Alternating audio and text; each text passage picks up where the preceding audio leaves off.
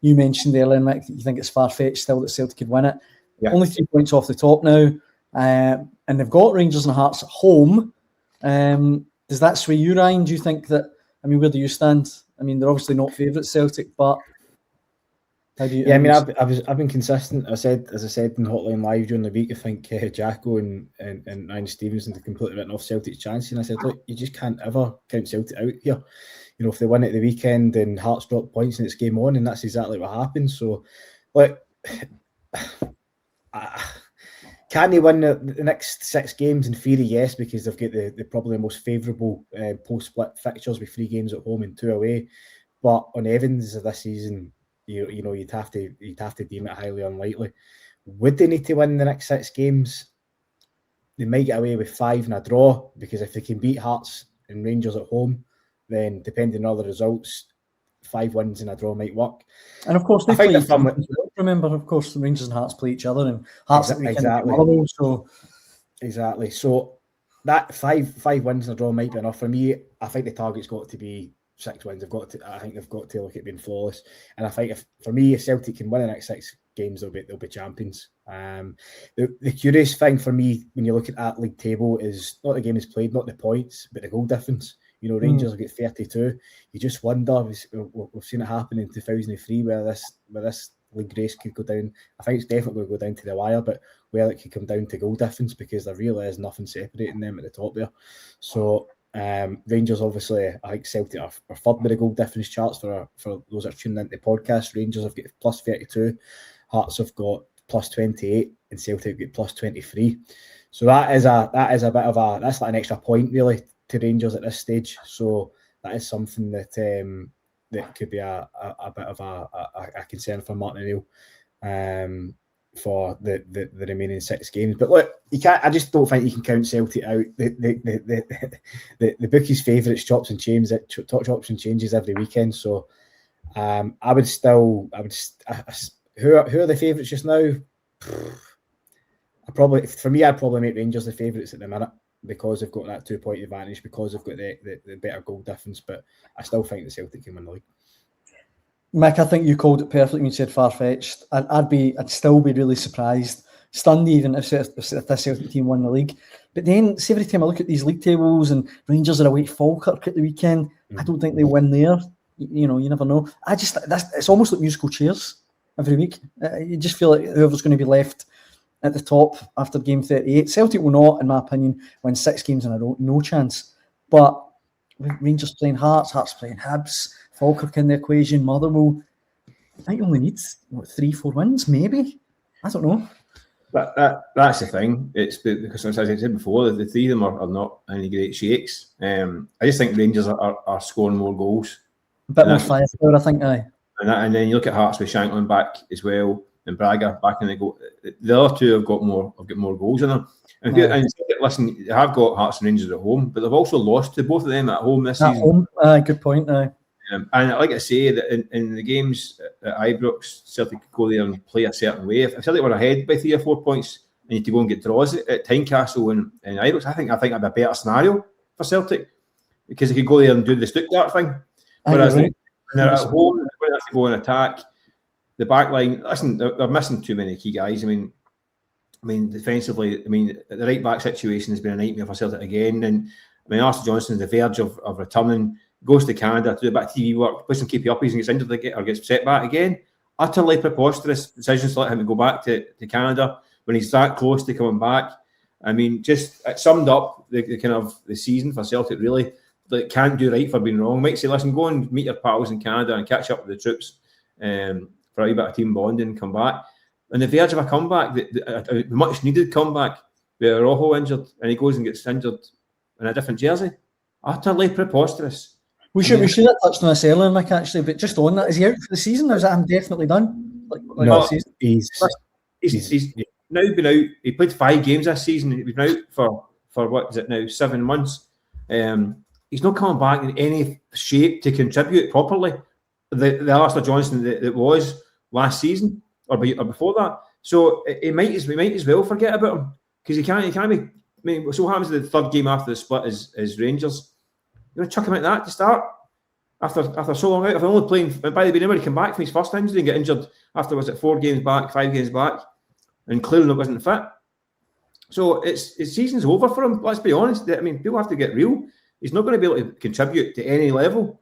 So I mean, and the talk was that he was close to getting back. He's on the pitch and all that stuff. He was going to grass. I just think it looks like it was too important a time to be allowing that kind of thing to happen. And by the way, I mean, it might be that he's jeopardised his own World Cup chances by doing that as well.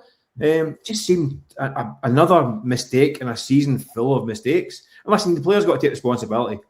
I was going to say that, Mike. He has to take responsibility for it as well. You know, I think he was the one that was pushing to go to go and join up the Canada because he's obviously such a huge influence in the dressing room. So, see the fact that he's travelled 8 hours to Canada and 8 hours back. I would be surprised if that knock or that setback's linked to that. Well, that's what I mean. Listen, I guess the club, you got to respect the guy's wishes and think, okay, it's a World Cup year, but somebody's got to say to him, listen, we are in the muck here. You're getting close. We need to have you see medical staff every day doing work that's going to build you up every day during this break that gives you the best possible chance. Maybe you get a bounce game at some point in the second week. Like I don't understand. But this is what happens when you've got an interim manager who's not going to be there beyond the summer. Who's thinking, well, I can't really piss off a player that it could be beyond me. So let him. I don't know if that's part of the thinking, but somebody at the club should have clamped that. I mean, I look back, I feel much maligned at times, unnecessarily at times. Peter Lawwell, would he stand for that kind of thing? Would he be like, absolutely not, get yourself up to the next town with the medical staff every day for the next fortnight, read you back? I just don't know. I don't know. It just seemed to me another example of the club that's kind of just drifting along just now, getting by without having like someone or some people saying, right, no, this has got to happen. It's like the Schmeichel stuff as well, Mick, as well. That was just... Well, I mean, badly handled all season. A guy who everybody could tell was struggling through the whole season. And yet it was, we don't know if he's fit. I mean, poor Martin Neal's left to kind of front up. Martin Neal, by the way, Martin Neal is quite cute when it comes to injuries. Ryan will tell you that as well. Like he plays his cards close to his chest, downright tells porkies at times. Kids on doesn't know stuff. It's old school kind of manager, don't give your team away. Aye. So he could be asking me on a Friday about how's so and so. The guy could be in a full body cast. And he'd be like, well, I think it could be okay. He could be okay. He might make it. So take that a pinch of salt. But he's the one having it, unfortunately. So you got to name that, take that account as well. And he's trying to protect the player. Quite why he played him all season. He wasn't fit. It's a strange one. But that was badly handled. Orojo has been badly handled. Nobody, and again, might be back, might not be back, might see him again, might not see him again. No, probably not going to see him again, let's be honest. The chat is he's finished the season as well. It's mixed messaging. Unfortunately, Neil's been left to carry that canvas. Is unfortunate, but it's just it's all a bit raggedy around everything at Celtic right now. Right. Even Arnie Engels, he kind of, well, to be fair, he didn't confirm whether he'd be in or out of the game at Dens Park, but Arnie Engels, he was meant to come back after an international break. I know he's been in full training, but will he play a part? And what type of part will he play over the next 6 games? You just don't know. I know he is back in full training, as I say, so he might make his return against St Mirren, but yeah, he's like Mick says, Martin's very cute when it comes to his injury updates. This is Arnie Engels, who, having been denied a £25 million move to the English Premier League, is injured in the very next game and hasn't been seen since. I mean, forgive me for being, too old and cynical, but let's not be holding the breath for the cavalry coming over the hill with the big Arnie Engels after that. Who knows? Who knows? He may come back all guns blazing to make sure that happens again this summer, but it just let's not be naive sometimes. No. The one thing I would say about Arnie Engels, and I don't think this is going to happen. I think you can file this under the highly unlikely category, is he might still have the World Cup at the back of his mind as well. For Belgium, a couple of injuries there, he might be able to force his way somehow into the plans.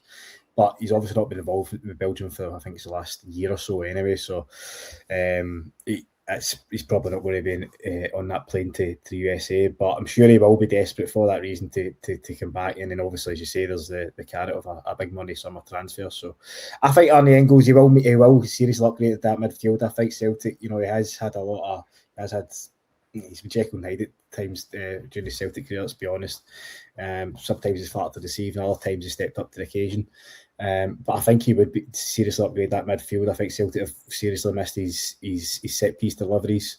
And, you know, I think if he can, I think he's capable of playing a major part between now and the end of the season. You know, he's a £25 million player. That's how much Nottingham Forest we're going to pay for him. So, you know, you've got a £25 million player missing in a minute. So if he comes back into the fold, then he could make a difference.